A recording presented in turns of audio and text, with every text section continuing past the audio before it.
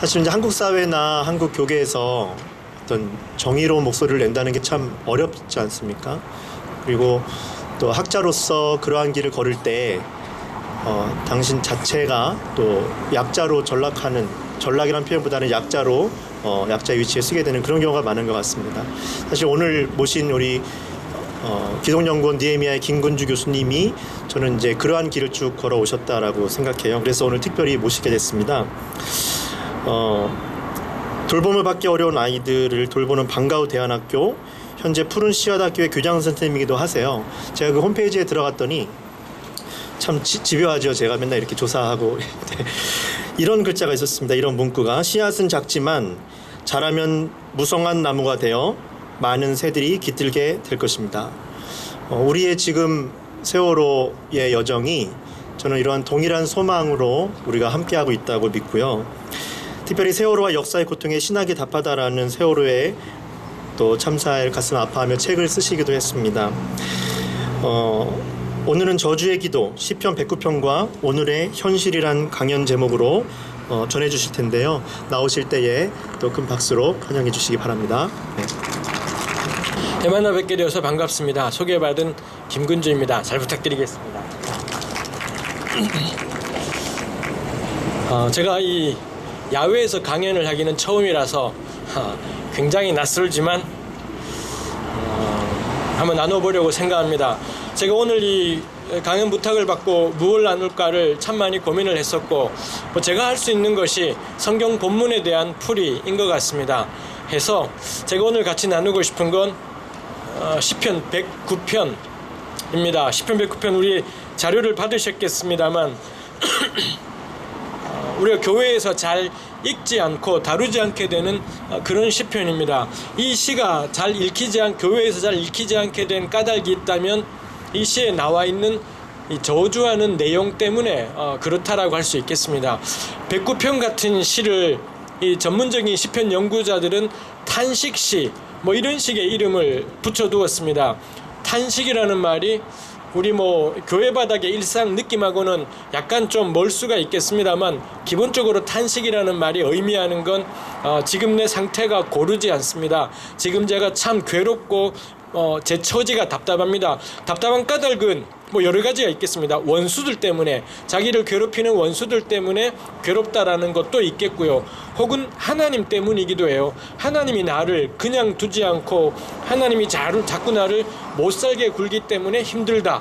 이런 것이기도 하고요. 하여튼 시편의 탄식시들이 다루고 있는 탄식이라는 게 지금 나 너무 힘들고 괴롭습니다. 이런 내용들이 있습니다. 모든 탄식시에 이런 탄식이 나오고요.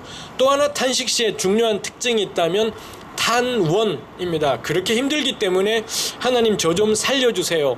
저 좀 도와주세요. 건져주세요. 이 성경의 표현으로는 구원해 주소서. 이런 말들이 탄원 부분에 나오는 걸 볼 수 있습니다.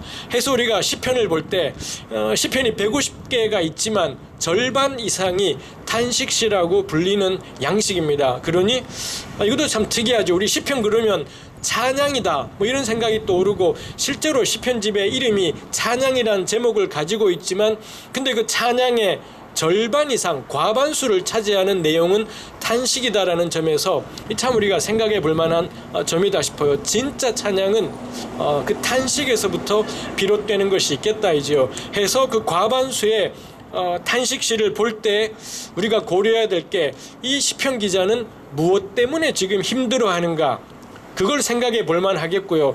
그 다음에 이 시편 기자는 그러니 무엇을 하나님께 해달라고 기도하고 있는가, 무엇 때문에 힘들어하고 있고 무엇을 해달라는 건지, 이 두 가지가 각각의 탄식 시들마다, 각각의 시들마다 어떤 식으로 표현되고 있는지를 생각해 볼 필요가 있을 것 같습니다. 정말 제가 이건 학교에서 강의하듯이 지금 강의를 해서 이 상황에서 이런 강의를 하는 게, 그리고 이 불빛이 저한테 있기 때문에 저는 여러분들이 썩 잘 보이지 않습니다. 이따가 이 고성희 이사장님 나오시면 당황스러우실 겁니다. 거의 보이는 게 별로 없습니다. 거의 약간은 흐릿한 어둠 속에서 지금 강의를 하고 있기 때문에 옆에 차가 막 지나가고 보통 일이진 않습니다. 시편 109편이 그런 탄식시입니다. 우리 지금 어두워서 앉아 계신 분들은 어두워서 또 이게 안 보이시겠습니다.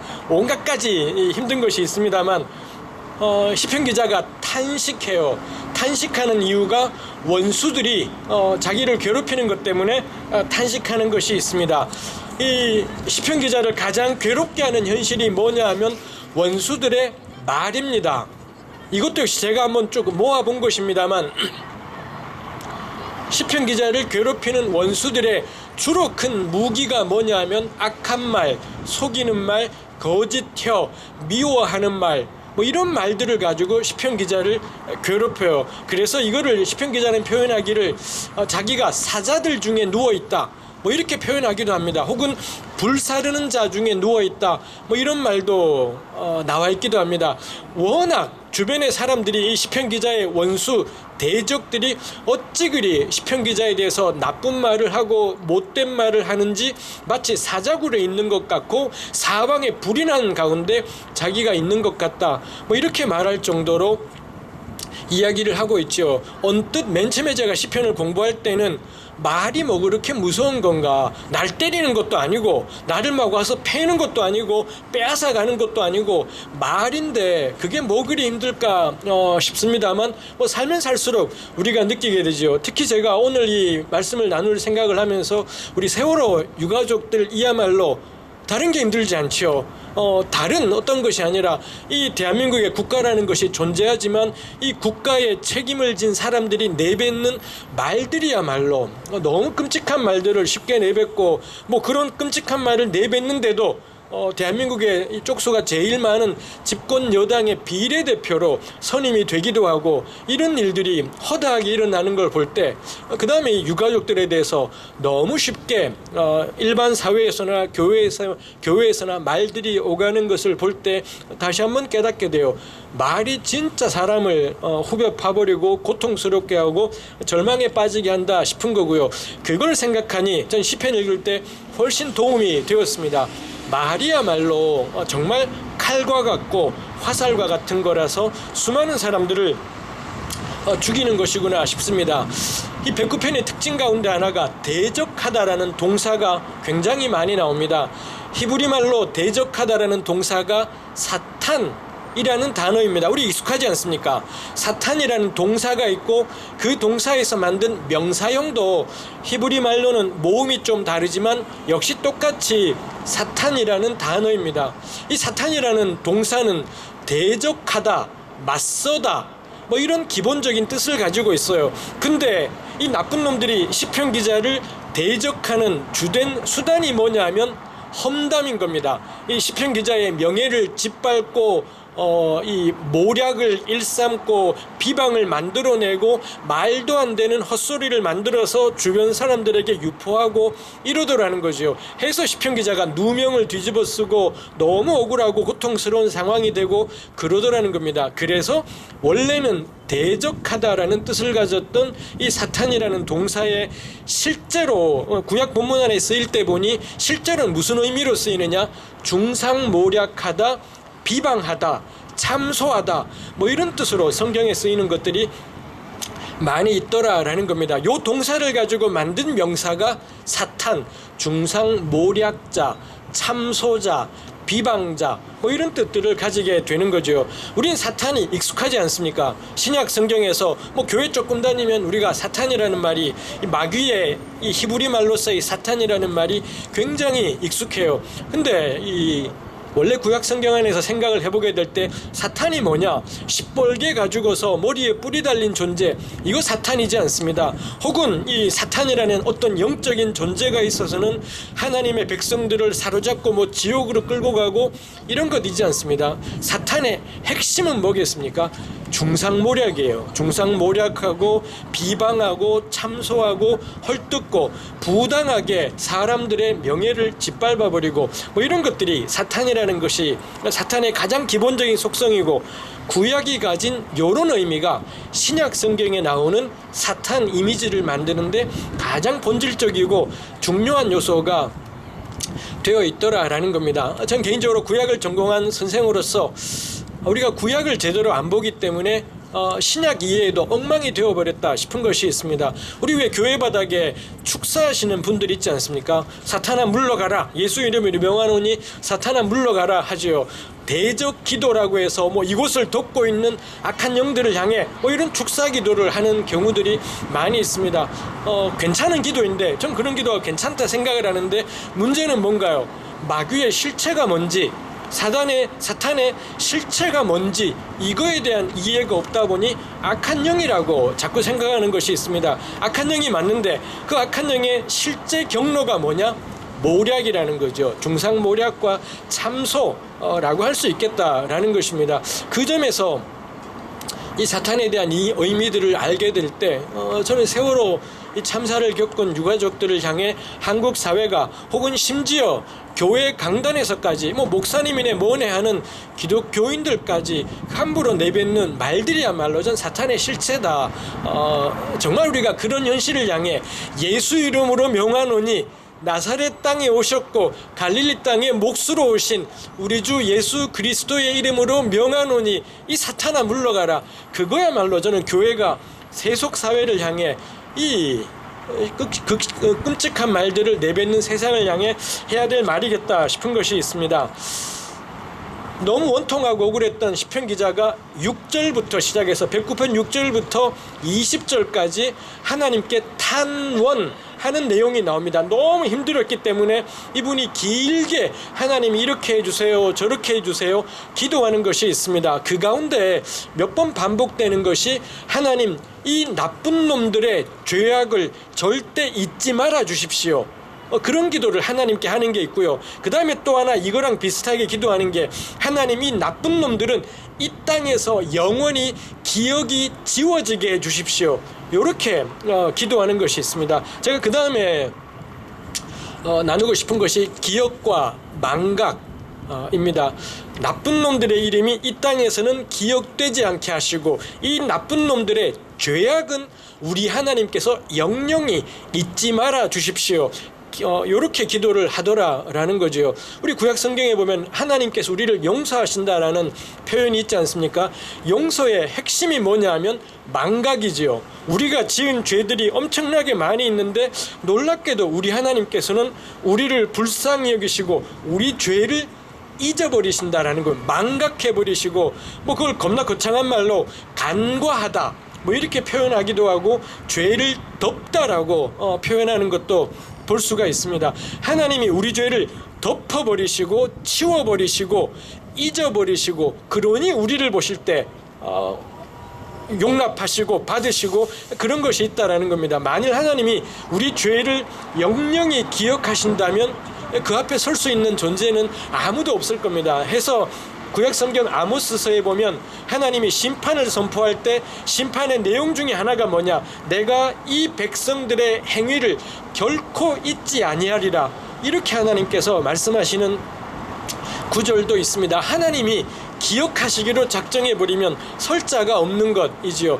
동시에 그래서 이 시편 기자가 하나님께 간구하는 게, 악인들에 대해서는 저들의 죄악을 끝까지 잊지 말아 주십시오, 이렇게 기도하는 것을 볼 수 있습니다. 전 이 기도 정말 생생하게 다가오는 기도이다 싶어요. 오늘 우리 시대에 참 우리가 기도하게 돼요. 하나님, 이 정부가, 이 대한민국 국가라는 존재가 이렇게 국민들을 박대하고 짓밟고 국민의 삶을 유린하고 그러고도 개무시하는데 하나님이 대통령 잊지 말아 주십시오. 그 아버지도 그 난리를 치고 온 나라를 쑥밭으로 만들었는데 하나님이 분열을 절대로 잊지 말아 주십시오. 이 분야의 죄가 우리 하나님 앞에서 절대로 잊혀지지 않게 해 주십시오. 저는 우리 교회의 기도이겠다 싶어요. 또 하나 우리 교회가 기도하는 게 있죠. 이 109편에는 나오지 않습니다만 시편 9편 10절 12절에 그런 말씀이 있습니다. 피 흘림을 신문하시는 이가 그들을 기억하시며 가난한 자의 부르짖음을 잊지 아니하시도다. 부당하게 흘려진 피에 대해서 하나님께서는 끝까지 기억하신다라는 거지요. 우린 그냥 지나가요. 수도 없이 대한민국 현대사에서 수도 없이 억울하게 흘려진 피들이 계속 있었는데 우린 그냥 지나가 버리지 않습니까? 우린 지나가 버리지만 하나님께서는 명확하게 말씀해요. 피 흘림을 신문하시는 이가 그 억울한 피를 잊지 않으시고 영영토록 기억하신다라고 말씀을 해요. 그게 시편에 나오는 그 가난한 자라고 자신을 소개하는 시편 기자들이 유일하게 붙잡는 겁니다. 세상이 전부 다 잊어버려도 우리 하나님께서는 기억하신다. 억울하게 죽은 사람들에 대해서 기억하신다라는 거고요. 부당하게 흘려진 피에 대해서도 기억하신다라고 말씀하시는 것이 있습니다. 하나님께서 이러하시다라는 걸 기억한다면 저는 오늘 우리 교회 역시 마찬가지이겠다 싶어요. 우리 교회 기억해야 할 겁니다.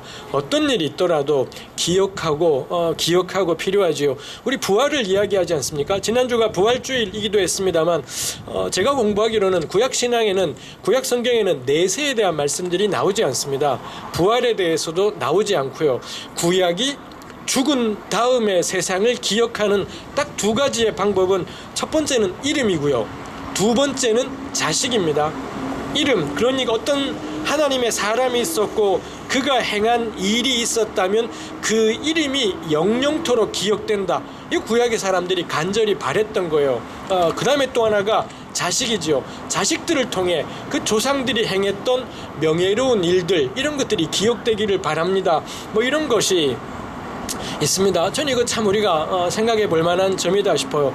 죽은 다음에 가게 되는 천당에 대해서 사모하며 살아갈 것이 아니라 죽은 다음에 가게 될 그 천국 사모하며 살아갈 것이 아니라 기억하는 것, 기억한다라는 게 저는 영영토록 존재하는 것의 의미이겠다 싶어요. 그에 비하면 우리는 얼마나 잘 잊어버리나 싶어요.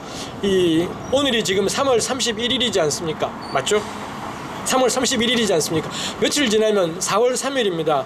우리 해방 전후에 제주도에서 일어났던 4.3 사건이 있지 않습니까? 왜 자꾸 이런 사건들이 잊혀가고 80년 5월 달에 광주 민주화 운동이 점점 더 잊혀가게 돼서 이게 잊혀질만 하다 싶으면 헛소리하는 사람들이 나오고 뭐 이런 일들이 있지 않습니까? 아마도 우리 세대, 여기 오늘 함께 참여하신 분들의 이 땅을 떠나가는 날까지 아마도 우리 시대에 잊지 말아야 될 사건이 이 2014년 4월 16일의 사건, 이것도 역시 저는 영영토록 기억될 사건이겠다 싶어요. 내세를 말하기 전에, 부활을 말하기 전에 우리가 기억해야 될 이름들이 있고 기억해야 될 사건들이 있다는 거, 전 요거 구약이 말하는 부활신앙의 아주 중요한 부분이겠다 싶습니다. 그 다음에 나누는 것이 6절부터 20절까지 나오는 것 가운데 본격적인 저주가 있습니다. 이 저주의 내용이 하나님 저 악인의 연수가 짧아지게 하시고 그 아이들은 고아가 되게 하시고 그 부인은 과부가 되게 해주십시오.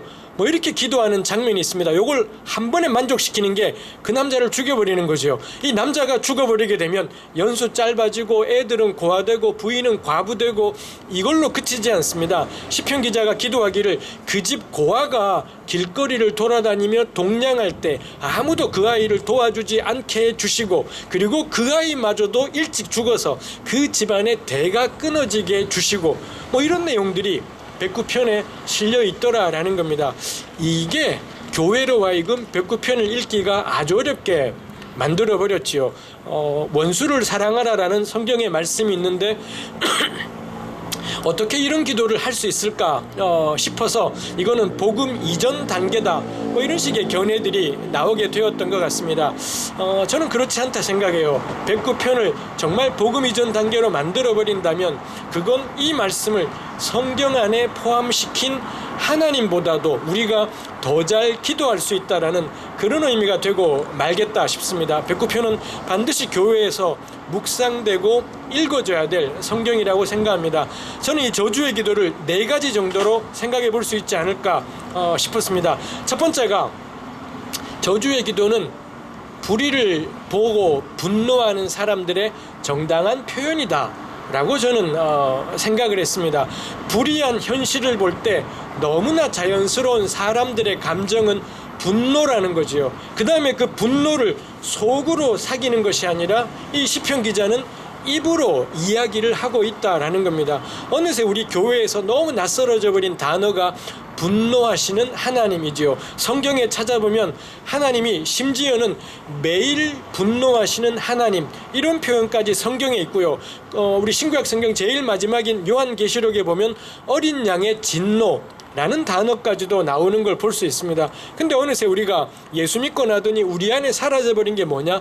정당한 분노예요. 가끔 우리가 분노할 때가 있긴 있죠. 언제 분노하면 손해볼 때, 내 거 손해보거나 내한테 경제적인 손실이 생기거나 이럴 때는 미친 듯이 길길이 뛰지만 불의를 보고서는 더 이상 교회가 분노하지 않게 되어버렸다라는 게 있습니다. 저는 이거 우리가 반드시 분노가 하나님이 분노하시는 걸 보니 명확한 건 분노는 신적인 속성이에요. 하나님의 속성이라는 점에서 반드시 하나님 백성들이 배워야 되는 것이 저는 분노일 거다 생각을 합니다.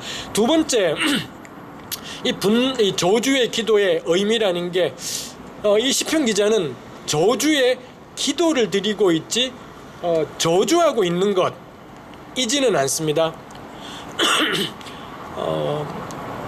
저주의 기도 안에 그래서 굉장히 내용이 격렬해요. 죄를 죽여주시고 그 집 고아도 빌어먹게 하시고 굉장히 격렬한 내용이 나오지만 실제는 뭔가요? 이 사람은 그 원수를 찾아가서 단 한 번에 해코지도 하지 못하고요. 단 한 번에 자기 손으로 응징을 하지도 않습니다. 사실 그럴 만한 힘도 이 시편 기자에게는 없습니다. 그가 할 수 있는 유일한 게 뭐냐? 여호와 하나님께 저 자식을 죽여달라고 기도하는 것밖에 없다라는 거죠. 진짜 폭력적인 내용이 저주의 기도 안에 들어있지만 저주의 기도는 철저하게 비폭력적인 행동이다 라는 것이 있죠. 왜 이렇게 기도하겠습니까? 원수 갚는 것이 하나님께 있다라는 이 구약의 기본 신앙, 이거 시편 기자가 굳게 붙잡고 있는 것이 있습니다. 하나님이 원수 갚는 것이 하나님께 있다라고 말씀하시는 까닭이 뭘까요? 이 자기가 억울하다고 자기 손으로 복수하지 않습니까? 100이면 100입니다. 그러면은 맞은 쪽은 또 복수할 거고요. 또 복수할 거고요. 이 멜 깁슨이 아닌 마당에는 반드시 이 복수한 쪽은 죽임 당하고 말 겁니다. 막판엔 누가 이기겠습니까? 무조건 센 놈이 이겨요. 세고 힘있고 돈 있고 권력 있고 이런 놈들이 이기지. 복수 시합은 절대로 가난하고 궁핍하고 힘없는 사람들은 이길 수가 없습니다. 복수를 못하게 하는 게 저는 이 말씀의 초점이진 않은 것 같아요. 복수 못할 거다라는 겁니다. 한 번은 때릴 수 있지만 2대를 맞게 되고요. 2대 때리면 4대를 맞게 돼요. 그래서 하나님 말씀하는 게 나한테 맡겨라라고 이 말씀하시는 게 있다 이지요. 저주의 기도는 굉장히 폭력적이지만 실제로는 비폭력 행동 이다 이지요. 세 번째 저주의 기도의 의미는 인과응보의 실천이다 싶습니다. 이 16절 17절에 보면 이 악인들이 한 일이 뭐냐? 가난한 자를 긍휼히 여기지 않고 핍박하여 죽이려 했다. 뭐 이런 말씀이 나오는 걸 볼 수 있습니다. 이 힘 있는 사람들이 가난한 사람들을 왜 핍박했을까? 이 핍박하다가 추격하다 뭐 그런다는데 왜 끝까지 추적해서 죽기까지 만들었을까요? 가장 설득력 있는 상황은 빚일 겁니다. 이 가난한 사람들이 별 수 없이 빚을 졌을 거고요. 갚을 능력이 없으니 계속 쫓아서 기어이 끝까지 몰아가는 거죠. 그러자 이 가난한 사람들의 마지막 선택이 목숨이었죠. 스스로 목숨을 끊든지 뭐 이런 일들이 생긴 겁니다. 그게 백구편 16, 17절에 나오는 이 악인들이 가난하고 궁핍한 자, 마음 상한 자를 핍박하여 죽이려 했다. 그러니 시편 기자가 기도해요. 하나님, 저가 가난한 자를 긍휼히 여기지 않았으니 누구도 이 인간을 긍휼히 여기지 않게 해주세요. 하나님, 저가 가난한 자를 죽이려 했으니 하나님 이 자식 죽여주세요. 이렇게 기도한다라는 거죠. 그러니 시편 기자는 새로운 걸 구하지 않습니다. 악인들이 남에게 저질렀던 일이 그에게 고스란히 일어나게 해달라. 인과응보에 대해서 기도하는 것이 있더라입니다. 네 번째, 이 저주의 기도의 의미는 죄에 대한 대적이다라는 거죠. 시편 기자, 방금 제가 말씀드렸습니다. 16, 17절에 보니 악인이 한 일이 뭐냐? 가난하고 궁핍한 자를 핍박해서 죽이려 했다라는 거죠. 시편 기자가 저주하고 있는 대상은, 하나님께 아뢰고 있는 대상은 이런 사람인 겁니다. 가난하고 궁핍한 자를 핍박해서 죽이려 하는 그런 세력인 거죠. 그 점에서 시편 기자의 기도는 악에 대한 결연한 대적, 악에 대한 결연한 거부, 이게 담겨 있는 게 전 저주의 기도의 의미라는 겁니다. 22절인가요? 23절인가? 27절일 수도 있겠습니다. 몇 절이든지 가네요. 거기 보면 시편 기자가 나는 가난하고 궁핍하며 마음이 상합니다. 뭐 이런 이야기를 해요. 구약 때도 그랬고요. 지금도 그럴 겁니다. 가난하고 궁핍하고 힘없는 사람일수록 세상 속에서 막 핍박을 당하고 이런 일이 당하면 100% 이분들은 무슨 생각하겠습니까? 내가 못난 탓이라고, 내가 배운 게 없어서, 내가 가진 게 없어서, 내가 부족해서 이런 일을 당한다고 자꾸 자기 탓을 해요. 근데 시편 기자는 어떻게 하나요? 자기 탓하지 않습니다. 6절부터 20절까지 이 겁나 긴 기도들 통해 하나님 저 자식 죽여주세요. 하나님 저 집안 씨를 말려주세요. 저쪽이 아니군요. 이쪽이군요. 하나님 저 인간들의 씨를 말려주세요. 라고 그렇게 기도하는 겁니다. 왜 그렇게 기도하나요? 내 잘못 아니라는 겁니다. 내가 못난 탓이지 않고, 내가 가난한 탓이지도 않고, 못 배운 탓이지도 않아요. 왜 내 삶이 이렇게 참담하고 처절하게 되었습니까? 저 자식들 때문이다라고 시편 기자가 명확하게 인식하는 거죠. 저는 이거 기억할 만하다 싶어요. 내 안에서 원인 찾지 마라. 끝도 없이 내 안에서 또 원인 찾고 우리 안에 들여다보면 100이면 100 그 누구도 내 안에 있는 죄를 발견할 겁니다. 그 죄를 또 회개하고 또 회개하고 백날 회개해도 상황은 바뀌지 않습니다. 왜 그렇습니까? 악인이 대적하고 가난하고 궁핍한 자를 추격하여 죽이기까지 하였다라는 게 나와 있지 않습니까? 시편 기자는 죄인일 겁니다. 하나님 앞에서 당연히 죄인일 겁니다. 근데 자기 탓하는 것이 아니라, 자기 들여다보는 것이 아니라 자기 외부에 있는 죄악 세력들을 정확하게 응시하면서 명확하게 하나님 이 대적 세력들을, 이 죄악 세력들을 진멸해 달라고 하나님께 기도하더라는 거죠. 그 점에서 저주의 기도는 하나님의 뜻이 하늘에서처럼 이 땅에서도 이루어지기를 원합니다. 전 주기도문이 본질적으로 관철되고 있는 것이다 싶은 것이 있습니다. 우리 기억하십니까? 옛날 70년대인가 80년대인가 나는 찾았네 했던 적이 있지 않습니까?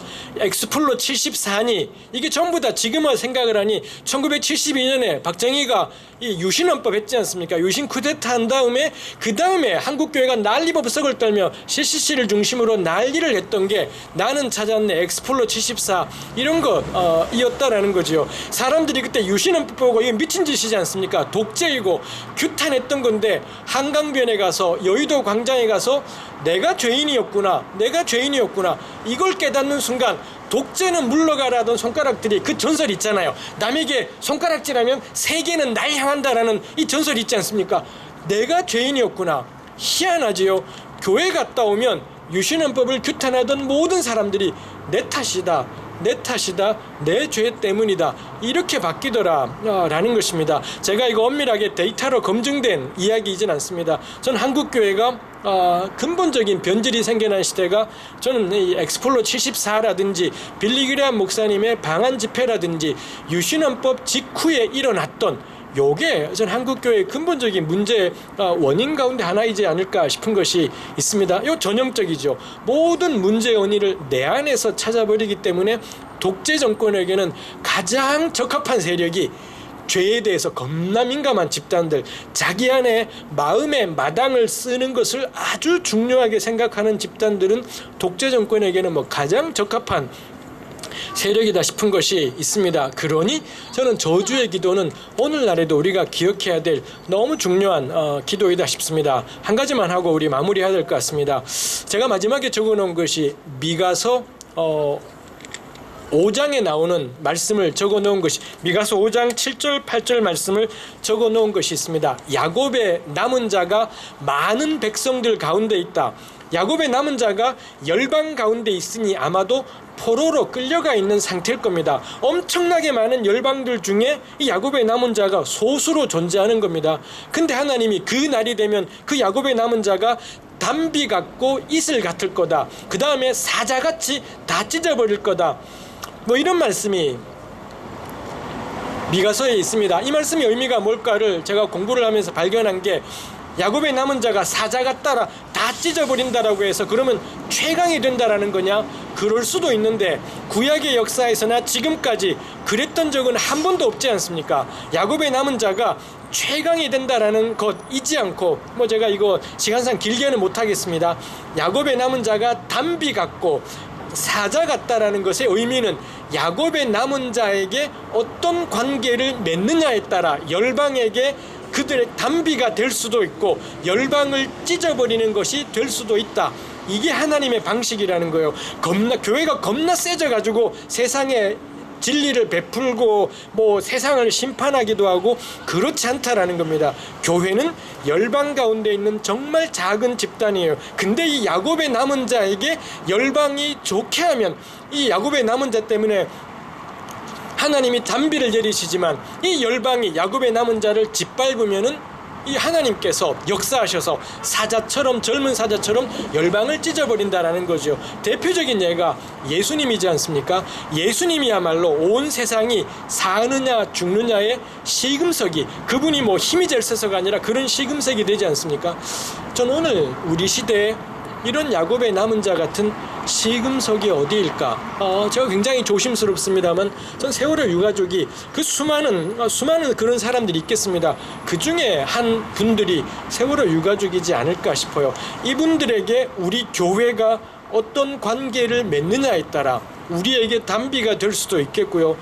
사자와 젊은 사자처럼 우리 교회가 다 찢겨져 버리게 되는 일들이 있겠다 싶어요. 제가 어디 가든 박근혜 대통령 씹는 게 일이지만 이게 그분들의 관건이지는 않죠. 우리 교회가 이 유가족들하고 어떤 관계를 맺느냐가 단비가 우리에게 내리게 될지, 젊은 사자가 와서 교회를 다 찢어버리게 될지, 저는 그 관건이 되기도 하겠다 싶은 것이 있습니다. 오늘 뭐 나눔 여기까지 하겠습니다. 들으시느라 고생하셨습니다.